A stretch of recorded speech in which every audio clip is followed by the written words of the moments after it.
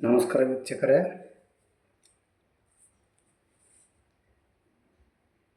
ಸಾಮಾಜಿಕ ಬದುಕಿನ ಕೆಲವು ಮಹತ್ವದ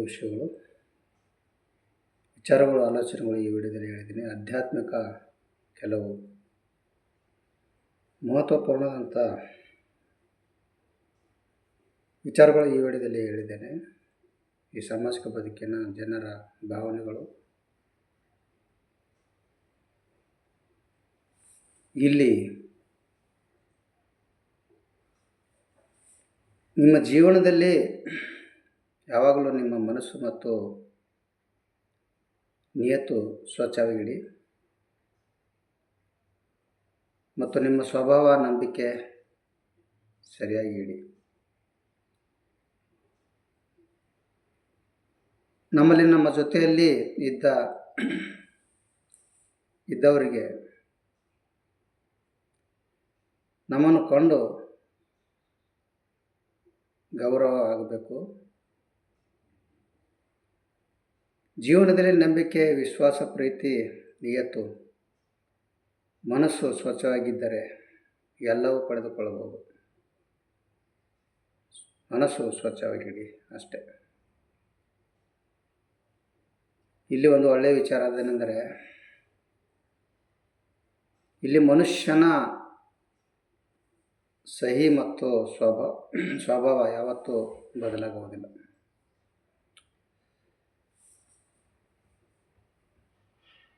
ಹೀಗೆ ಕೆಲವೊಂದು ಜನ ಹೇಳ್ತಾರೆ,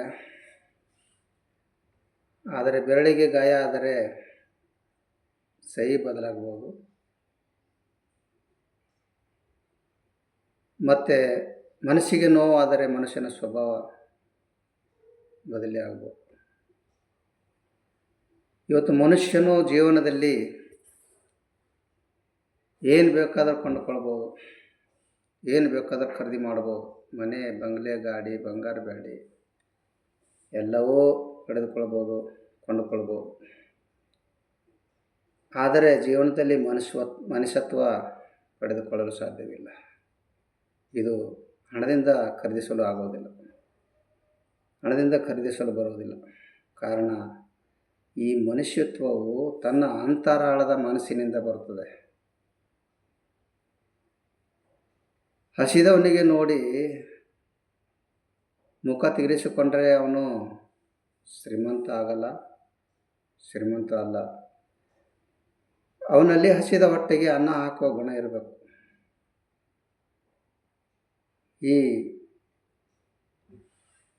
ಅವನೇ ನಿಜವಾದ ಶ್ರೀಮಂತ. ಆ ಮನಸ್ಸೇ ಇಲ್ಲದಿದ್ದರೆ ಅವನಲ್ಲಿ ಬಡವರಲ್ಲಿಯೇ ತೀರ ಬಡವ, ಶ್ರೀಮಂತ.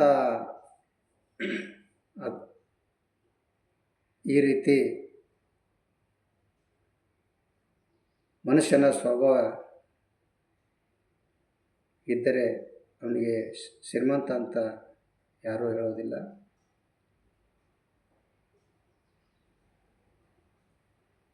ಖಾಲಿ ಕೈಯಿಂದ ಇದ್ದು ಬೇರೆಯವರಿಗೆ ಸಹಾಯ ಮಾಡಿದರೆ ಅವನೇ ನಿಜವಾದ ಶ್ರೀಮಂತ ಅಂತ ಹೇಳ್ಬೋದು, ಅವನೇ ಗುಣವಂತ. ಇಲ್ಲಿ ಮ್ಯಾಚ್ ಬಾಕ್ಸ್ ಬೆಂಕಿಪಟ್ಟಣ. ಮ್ಯಾಚ್ ಬಾಕ್ಸಿನ ಬೆಲೆ ಹಿಂದೆಯೂ ₹1 ಇವಾಗಲೂ ₹1 ಇದೆ. ಯಾಕೆ ಇದರ ಬೆಲೆ ಹೆಚ್ಚಿಗೆ ಆಗಿಲ್ಲ ಅಂದರೆ, ಅದರ ಕೆಲಸ ಬರೀ ಬೆಂಕಿ ಹಚ್ಚೋದೇ ಇದೆ. ಹಾಗೆ ಇಲ್ಲಿ ಯಾರು ಬೇರೊಬ್ಬರ ಜೀವನದಲ್ಲಿ ಬೆಂಕಿ ಹಚ್ಚುತ್ತಾ ತಿರುಗುತ್ತಾರೋ ಅವರು ಅವರ ಜೀವನದಲ್ಲಿ ಎಂದಿಗೂ ಉದ್ಧಾರ ಆಗಲ್ಲ. ಇಂಥ ಜನಗಳು ಎಲ್ಲಿ ಇದ್ದಾರೋ ಅಲ್ಲೇ ಇರುತ್ತಾರೆ. ಇಲ್ಲಿ ಕೆಲವು ಜನಗಳು ಹೇಗಿದ್ದಾರೆ ಅಂದರೆ, ನಿಮ್ಮ ಮುಂದೆ ಹಾಗೆ ಹೀಗೆ ಎಲ್ಲವೂ ಒಳ್ಳೆಯದೇ ಎಂದು ಮಾತಾಡುತ್ತಾರೆ. ಮುಂದೆ ಹೊಗಳಿಕೆ, ಹಿಂದೆ ತೆಗಳಿಕೆ. ನಿಮ್ಮ ಮುಂದೆ ನಿಮ್ಮ ಬಗ್ಗೆ ಗುಣಗಾನ ಮಾಡುತ್ತಾರೆ ಮತ್ತು ನಿಮ್ಮ ವೈರಿ ಮುಂದೆ ಕೆಟ್ಟದಾಗಿ ಮಾತಾಡುತ್ತಾರೆ. ಇಂಥ ಜನಗಳಿಂದ ತುಂಬ ಜಾಗೃತವಾಗಿರಬೇಕು ಮತ್ತು ದೂರ ಇರಬೇಕು. ಇಲ್ಲಿ ನಿಮ್ಮ ಜೀವನದಲ್ಲಿ ನಿಮ್ಮ ಇಷ್ಟ ಬಂದಂತೆ ಜೀವನ ನಡೆಸಿ. 1000 ಜನ 1000 ಮಾತನಾಡುತ್ತಾರೆ. ಅದಕ್ಕೆ ತಲೆ ಕೆಡಿಸ್ಕೊಳ್ಬಾರ್ದು. ಕೊಡದ ಬಾಯಿ ಮುಚ್ಚಬೋದು, ಆದರೆ ಸಮಾಜ ಜನರ ಬಾಯಿ ಮುಚ್ಚಲಿಕ್ಕಾಗಲ್ಲ. ಮುಂದೆ ಆನೆ ಹೋಗುತ್ತಿರುವಾಗ ಅದರ ಹಿಂದೆ ಅದೆಷ್ಟು ನಾಯಿಗಳು ಹೋಗುತ್ತಾ ಇರ್ತವೆ. ರಾಜಗಾಯ ಬಜಾರ್, ಕುತ್ತೆ ಬೊಕೆ ಹಜಾರ್. ಇಲ್ಲಿ ಜನ ನೀವು ಏನು ಮಾಡಿದರೂ ಆಡಿಕೊಳ್ಳುತ್ತಾರೆ, ಕುಂತರೂ ಆಡಿಕೊಳ್ಳುತ್ತಾರೆ, ನಿಂತರೂ ಆಡಿಕೊಳ್ಳುತ್ತಾರೆ, ಕೆಲಸ ಮಾಡಿದರೂ ಆಡಿಕೊಳ್ಳುತ್ತಾರೆ, ಮಾಡದೇ ಇದ್ದರೂ ಆಡಿಕೊಳ್ಳುತ್ತಾರೆ, ಬೇರೆಯವರಿಗೆ ಸಹಾಯ ಮಾಡಿದರೂ ಆಡಿಕೊಳ್ಳುತ್ತಾರೆ, ಸಹಾಯ ಮಾಡಿಲ್ಲ ಅಂದ್ರೂ ಆಡಿಕೊಳ್ಳುತ್ತಾರೆ. ಇದರ ಮೇಲೆ ಒಂದು ಸಣ್ಣದೊಂದು ಕತೆ ಹೇಳ್ತೀನಿ ಕೇಳಿ. ಒಂದು ದಿನ ಗಂಡ ಹೆಂಡತಿ ಒಂದು ಕುದುರೆ ಜೊತೆ ರಸ್ತೆ ಬದಿಯಿಂದ ನಡೆದುಕೊಂಡು ಹೋಗುತ್ತಿದ್ದರು. ಹೋಗುತ್ತಿರುವಾಗ ದಾರಿಯಲ್ಲಿ ಒಬ್ಬ ವ್ಯಕ್ತಿ ಸಿಕ್ಕ. ಆ ವ್ಯಕ್ತಿ ಹೇಳಿದ, ಹಲೋ ಮನುಷ್ಯನೇ, ಕುದುರೆ ಇರ್ಲಕ್ಕಾಗಿ ಹೆಂಡತಿಗೆ ಕರೆದುಕೊಂಡು ನಡೆದುಕೊಂಡು ಹೋಗುತ್ತಿದ್ದೀಯಲ್ಲ, ಆ ದೇವರು ಬುದ್ಧಿ ಕೊಟ್ಟಿದ್ದಾನೆ, ಅದನ್ನು ಉಪಯೋಗಿಸ್ಕೋ ಎಂದು ಹೇಳಿದ. ಅವನ ಮಾತು ಕೇಳಿ ಅವನೊಬ್ಬನೇ ಆ ಕುದುರೆ ಮೇಲೆ ಕುಳಿತುಕೊಂಡು ಹೊರಟರು. ಹಾಗೆ ಮುಂದೆ ಹೋಗುತ್ತಿರುವಾಗ ಇನ್ನೊಬ್ಬ ವ್ಯಕ್ತಿ ಸಿಕ್ಕ. ಅವನು ಕೇಳಿದನು, ಹಲೋ ಮನುಷ್ಯನೇ, ನಿನಗೆ ನಾಚಿಕೆ ಮಾನ ಮರ್ಯಾದೆ ಇದೆಯಲ್ಲ, ನೀನೊಬ್ಬನೇ ಕುದುರೆ ಮೇಲೆ ರಾಜನ್ ಥರ ಬೆರ್ಕೋತ ಹೋಗ್ತಾ ಇದೆಯಲ್ಲ, ಮತ್ತು ನಿನ್ನ ಹೆಂಡತಿ ನಡೆಯಲು ಬಿಟ್ಟಿದೆ ಎಂದು ಹೇಳಿದನು. ಮುಂದೆ ತಾನು ಕುದುರೆ ಮೇಲಿಂದ ಕೆಳಗೆ ಇಳಿದು ತನ್ನ ಹೆಂಡತಿಯನ್ನು ಕುದುರೆ ಮೇಲೆ ಕೂರಿಸಿ ನಡೆದುಕೊಂಡು ಹೋಗುತ್ತಿದ್ದನು. ಕುದುರೆ ಮೇಲೆ ಕೂರಿಸಿ ಇವನು ನಡೆದುಕೊಂಡು ಹೋಗುತ್ತಿರುವಾಗ ಮುಂದೆ ಕೆಲ ಜನರ ಗುಂಪೊಂದು ಸಿಗುತ್ತದೆ. ಅವನನ್ನು ನೋಡಿ ಅಪಹಾಸ್ಯ ಮಾಡಲು ಪ್ರಾರಂಭಿಸಿದರು. ನೋಡು, ಹೆಂಡತಿಯ ಕುದುರೆ ಮೇಲೆ ಕೂಡಿಸಿಕೊಂಡು ತಾನೊಬ್ಬನೇ ನಡೆದುಕೊಂಡು ಬರುತ್ತಿದ್ದಾನೆ, ಅವನೊಬ್ಬ ಹೆಂಡತಿಯ ಗುಲಾಮ ಆಗಿದ್ದಾನೆ ಎಂದು ಹೋಗಾಡಿದರು.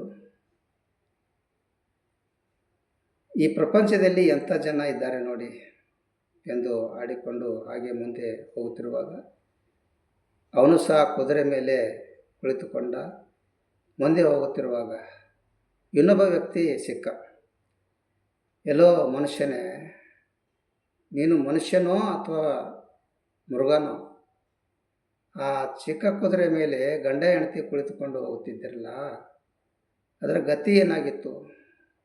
ಏನದಕ್ಕೇನು ಕೊಲ್ಲಲು ನಿರ್ಧಾರ ಮಾಡಿದ್ದೀರೆ ಎಂದು ಕೇಳಿದನು. ಅದು ಪ್ರಾಣಿನೋ ಅಥವಾ ಚಲಿಸುವ ಯಂತ್ರ ಅಂತ ತಿಳಿದುಕೊಂಡಿದ್ರಿ ಎಂದು ಹೇಳ್ತಾನೆ. ಆ ವ್ಯಕ್ತಿ ಹೇಳಿದ ಮೇಲೆ ಗಂಡ ಹೆಂಡತಿಯು ಆ ಕುದುರೆ ಮೇಲಿಂದ ಕೆಳಗೆ ಇಳಿದು ರಸ್ತೆಯ ಬದಿಯಲ್ಲಿ ನಿಂತುಕೊಂಡರು. ಅದೇ ದಾರಿಯಲ್ಲಿ ಇನ್ನೊಬ್ಬ ವ್ಯಕ್ತಿ ರಸ್ತೆ ಬದಿಯಿಂದ ಹೋಗುತ್ತಿರುತ್ತಾನೆ. ಅವನನ್ನು ಕಂಡು ಹತ್ತಿರಕ್ಕೆ ಹೋಗಿ, ಏನಪ್ಪ, ಏನಾಗಿದೆ, ಯಾಕೆ ನಿಂತುಕೊಂಡಿದ್ರಿ, ಏನಾಯಿತು, ಏನಾದರೂ ಸಮಸ್ಯೆ ಇದೆಯಾ ಎಂದು ವಿಚಾರಿಸಿದನು. ನನ್ನದೊಂದು ಚಿಕ್ಕ ಸಮಸ್ಯೆ ಇದೆ ಅಂಕಲ ಎಂದು ಹೇಳಿದನು. ಅದೇನು ಕೇಳು ಎಂದು ಆ ಅಂಕಲ್ ಕೇಳಿದನು.